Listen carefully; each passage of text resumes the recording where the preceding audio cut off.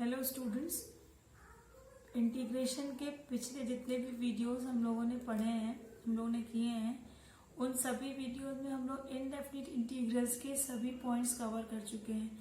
Simple integration, substitution, integration by part, then partial fraction and finally the special type of integration. We have covered all these topics. So today we will start a new topic. एक नया topic start करेंगे, that is definite integral. आपको याद होगा जब हम लोगों ने इंटीग्रेशन पढ़ना शुरू किया था तो हम लोगों ने बेसिकली इंटीग्रेशन को दो पार्ट में डिवाइड किया था। एक वो इंटीग्रेशन जिसमें कि हमें लिमिट नहीं पता होती है, मीन्स कि we are not definite about the function for which the derivative is given. ये हमें नहीं पता होता था। हम एंटी डेरिवेटिव जो निकाल रहे हैं वो एक्चुअली किस फंक्शन का है, क्योंकि एफ एक्स प्लस सी, जो डेरिवेटिव एफ एक्स का आएगा वही डेरिवेटिव एफ एक्स प्लस सी का भी आएगा, and that is why it is called the indefinite integration. Indefinite integral कहते हैं, और उसमें हम हर एक रिजल्ट के साथ एक integration, but definite integral is little bit different from the indefinite integral.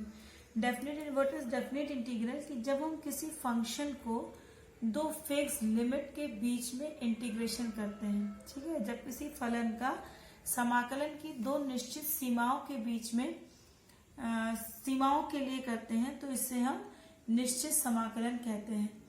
मतलब कि when we integrate the given function between the two fixed limit, then that type of integration is known as the definite integral. The lower number, if the closed interval AB is given, then the lower limit of the interval is known as the lower limit of integration, and upper limit of the interval is known as the upper limit of the integration. So let us start the topic. So let us start the definite integral with the definition of it. कि जब किसी फलन का समाकलन दो निश्चित सीमाओं के लिए करते हैं तो इसे निश्चित समाकलन कहते हैं। मीन्स कि when we integrate the given function between two fixed limit, then it is called the definite integral, and it is represented by integration a to b fx dx। Integration हम पूरा वैसे ही करेंगे, लेकिन रिजल्ट जब निकालेंगे then that will depend on the final result will depend on the limits. Okay, where a is called the lower limit and b is called the upper limit of the integration. Okay, upper limit of the integration. तो अगर integration f x d x की value capital f x हो तो definite integral a to B F x d x is equal to हो जाएगा f x from a to b, from lower limit a to upper limit b, and it is equal to value of the f x at b minus value of fx at a. It is the value of definite integral. The result of definite integral does not depend upon the constant. किसी भी constant के ऊपर ये निर्भर नहीं करता है, and each definite integral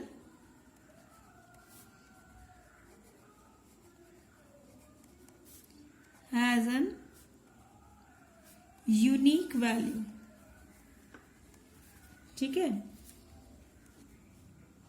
it is very important point कि हर एक डेफिनेट इंटीग्रल का एक यूनिक मान होता है, मतलब एक अद्वितीय मान होता है। जब आप इनडेफिनिट इंटीग्रल करते हैं then indefinite integral depend on the integration constant. Integration constant पे डिपेंड करता है, तो जैसे ही परिस्थितियां बदलती हैं तो उसकी वैल्यू भी चेंज हो जाती है। लेकिन डेफिनेट इंटीग्रल जो कि दिए हुए लिमिट्स के बीच में ही होता है, तो इसकी वैल्यू हमेशा यूनिक रहती है, हमेशा अनचेंज रहती है। अगर हम ज्योमेट्रिकली देखें तो क्या मतलब होता है डेफिनेट इंटीग्रल का, अगर हम जनरलाइज वे में, एकदम मोर जनरल वे में इसको ये लें कि हम केवल एफ एक्स की पॉजिटिव वैल्यूज को ही कंसीडर कर रहे हैं, तो पॉजिटिव वैल्यूज को ये केवल कंसीडर करेंगे तो किसी भी क्लोज इंटरवल ए बी के अगर हम सिर्फ पॉजिटिव वैल्यूज को ही कंसीडर कर रहे हैं तो जो हमारा ग्राफ बनेगा, ग्राफ में हम उसे फर्स्ट क्वाड्रेंट में केवल लेंगे। अगर ओ ए की वैल्यू ए हो और ओ बी की वैल्यू बी हो, ये क्लोज इंटरवल ए बी बनेगा ए से बी तक। तो ये जो कर्व एफ एक्स दिया है ना, y equal to f x, अगर ये कर्व है तो इस कर्व के नीचे और एक्स एक्सिस के ऊपर ये जो एरिया बन रहा है ना, ये area, this represent the definite integral of F x between the limits a and b। ठीक है, तो इस कर्व के और इस एक्स एक्सिस के बीच का जो एरिया है, कहां से कहां तक, a से b तक, ये एरिया जो है ये रिप्रेजेंट करता है इस फंक्शन के डेफिनेट इंटीग्रल को। और इसीलिए जब हम एप्लीकेशन ऑफ इंटीग्रेशन पढ़ते हैं तो जो उसका मेजर पार्ट है that is the area enclosed by the geometrical figures or the functions। ठीक है, अब हम प्रैक्टिकली करके देखते हैं कि क्वेश्चंस हम कैसे सॉल्व करते हैं इसमें।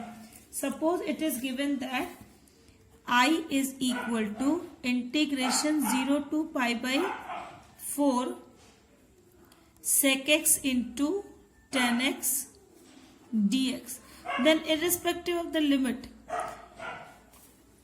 इसकी इस जैसे इंटीग्रेशन हम करते आ रहे हैं हम बिल्कुल वैसे ही करेंगे। Integration of sec x into tan x कितना होता है, it is sec x into tan x d x is equal to sec x. तो इसको हम ऐसे लिखेंगे sec x limit 0 to pi by 4 it is equal to sec pi by 4 upper limit minus sec 0। So it is equal to sec pi by 4 की value कितनी होती है, √2 है ना। Sec pi by 4 means 1 upon cos pi by 4, तो cos pi by 4 होता है 1 upon √2, तो सेक पाई बाई 4 हो गया √2 minus it is 1, so it is equal to √2 minus 1 is your answer. ठीक है, it is a real number, a constant, a fixed number.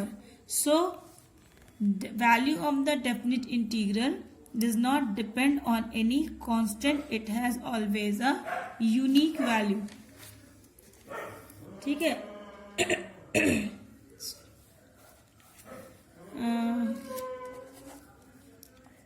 second we can take if I is equal to given limit 0 to 4 dx upon under root x square plus 2x plus 3 dx, ये completing square से होगा है ना।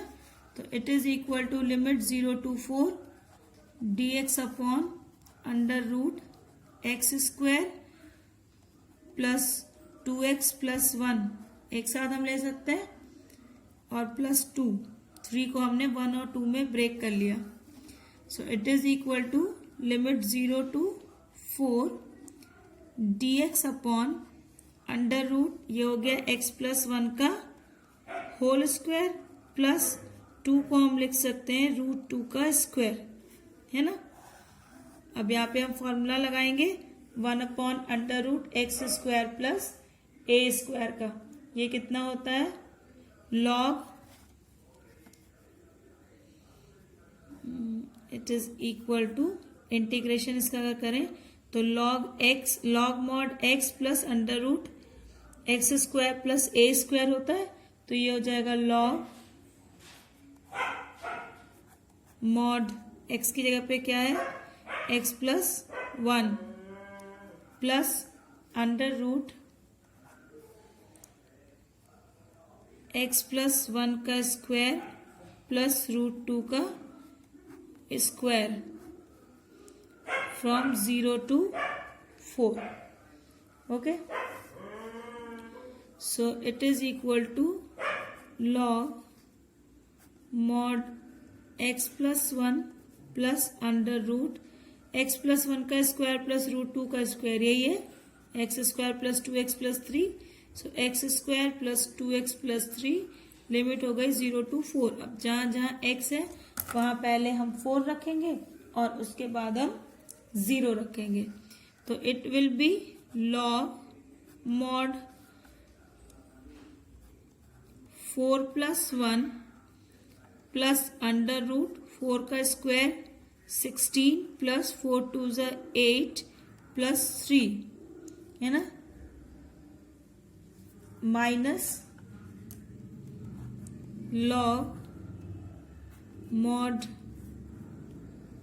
यहाँ पे 0 रखेंगे तो 1 हो जाएगा, और प्लस अंडर रूट ये 1 का 0 का स्क्वायर 0 प्लस 2 इंटू 0 0 यानी under root 3. So it is equal to log mod 5 plus under root 16 plus 8 plus 3. How much it is? It is equal to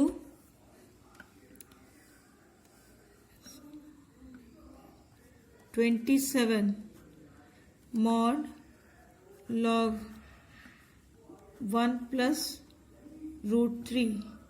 So it is equal to log mod 5 plus 27 को हम लिख सकते हैं 3 root 3, है ना, क्योंकि 3 अंदर जाएगा तो 9 9 3 27 minus log mod 1 plus root 3. So it is equal to log mod 5 plus 3 root 3 upon 1 plus root 3. It is your answer. So in this way you will solve the definite integral. की integral जैसे करते आए हैं वैसे ही exactly करेंगे, और at last जब result मिलेगा, जब आंसर आएगा, तो उसमें हम लिमिट की वैल्यू रख देंगे. ठीक है, जहां जहां पे x है वहां पे लिमिट की वैल्यू रखेंगे. पहले अपर लिमिट और फिर माइनस लोअर लिमिट. ना if the substitution take place, जैसे यहां पर भी हम जनरली सब्स्टिट्यूशन यहाँ करते हैं, x plus 1 is equal to T मानते हैं, फिर dx इक्वल टू dt आ जाता. तो चूंकि ऑपरेटर में कोई चेंज नहीं आता है इसलिए हमने डायरेक्टली कर लिया. लेकिन अगर हमें डेफिनेट इंटीग्रल में सब्स्टिट्यूशन करना हो तो हम कैसे करेंगे? So definite integral by substitution. Definite integral by substitution. जो हम लोगों ने पहले भी डिस्कस किया था कि अगर पैरामीटर चेंज करते हैं तो हमें कुछ भी चेंज करने की जरूरत नहीं होती है, लेकिन अगर हम वेरिएबल चेंज कर रहे हैं तो हमें ऑपरेटर चेंज करना होता है. तो अगर वेरिएबल चेंज हो रहा है और उसके रिस्पेक्टिव ऑपरेटर भी चेंज हो रहा है, तो जब ऑपरेटर चेंज होगा, वेरिएबल चेंज होगा, तो उसके रिस्पेक्ट में लिमिट्स भी चेंज होंगी. ठीक है, वेरिएबल की वैल्यू अगर अलग अलग है, अगर आपने लिया है x plus 2 equal to suppose t लिया है, ठीक है, तो यहां पर x प्लस 2 इक्वल टू अगर t लिया है, तो अगर लोअर लिमिट सपोज करो कि ये इंटीग्रल 0 to 4 दिया हुआ था, तो जब हम लोअर लिमिट करेंगे तो lower limit is at x equal to 0. So t की वैल्यू यहाँ पे कितनी हो जाएगी? 0 plus 2, it is equal to 2, है ना. और अपर लिमिट 4 है तो अपर लिमिट t की कितनी हो जाएगी? 4 प्लस 2 इज इक्वल टू 6, है ना. तो जैसे ही आप वेरिएबल चेंज करते हैं तो आपका ऑपरेटर चेंज होता है, और ऑपरेटर चेंज होता है तो उसके साथ ही साथ लिमिट्स की भी वैल्यू चेंज हो जाती है. एक छोटा सा एग्जाम्पल हम लेते हैं कि अगर i इज इक्वल टू दिया है integration 1 to 2 cos log x upon x dx है. It is not 2, it is limit 1 to 2 cos log x upon x dx. तो यहाँ पे साफ साफ दिख रहा है कि log x का डेरिवेटिव 1/x दिया हुआ है. नहीं, इसे हम लिख सकते हैं integration 1 to 1/x cos log x dx. ठीक है, ये फॉर्म है f dash x g of fx dx. तो यहाँ पे हम सब्स्टिट्यूशन करते हैं. So let log x is equal to t. तो if log x is equal to t, then 1/x dx is equal to dt. ठीक है. सो लिमिट चेंज करेंगे. कैसे कि when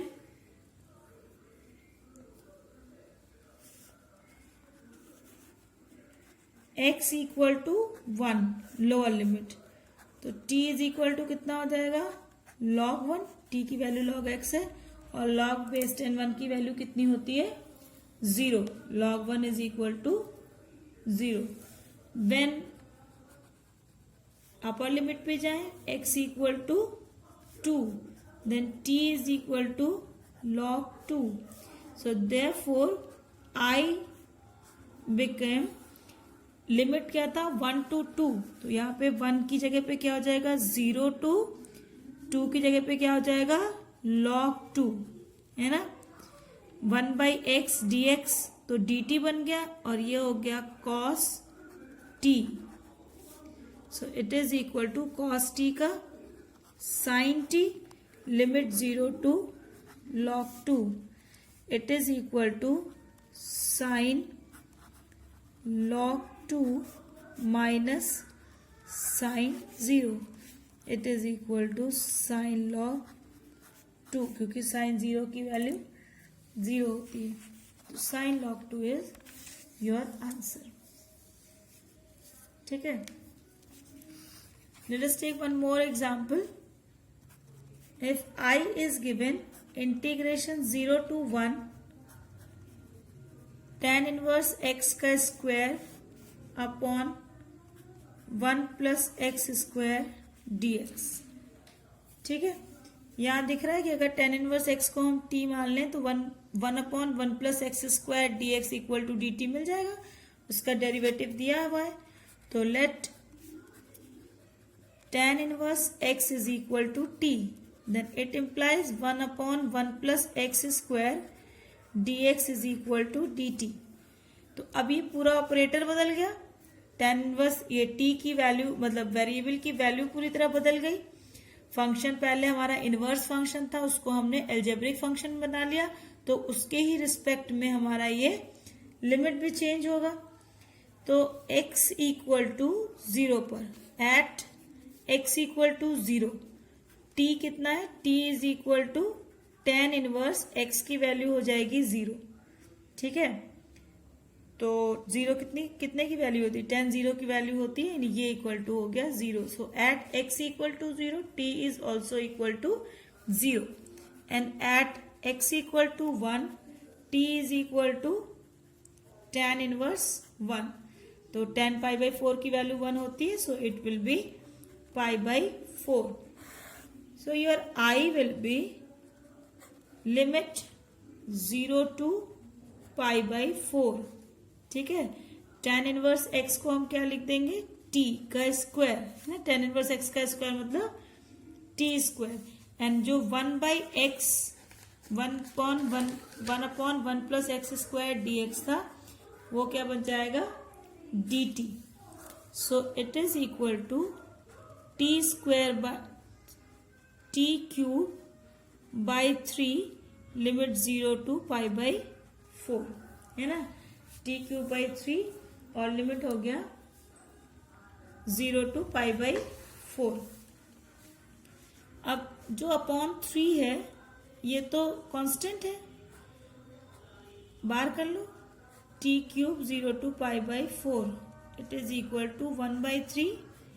π/4 का क्यूब करेंगे तो pi cube upon 64 pi cube upon 64 minus 0.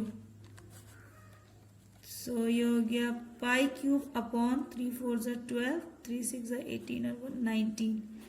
Pi cube upon 192 is your answer. Okay. So in this way you can solve the definite integral. So simple definite integrals in which you no need to substitute anything, and the definite integral in which you have to do some substitution. These two type of questions now you can do by yourself. In my next video or next to next video, we will learn about the another form of definite integral. It is called the limit of the sum. Definite integral in the form of limit of sum. Okay, but till then keep on practicing. Keep practicing that definite integrals, simple definite integrals and definite integrals by substitution. Okay, अगर limit change करना भूल गया या अगर आपने limit गलत रख दी कि आपने सब्स्टिट्यूशन कर दिया और उस पहले वाली लिमिट से ही आप इंटीग्रेशन करते चले गए, then it will be wrong. Okay, so do practice and please student, if you have any doubt then ask me, but every day, हर दिन का वीडियो उसी दिन को देखकर और उसके हिसाब से नोट्स प्रिपेयर करते रहिए. ठीक है, so with all these words, good bye, take care.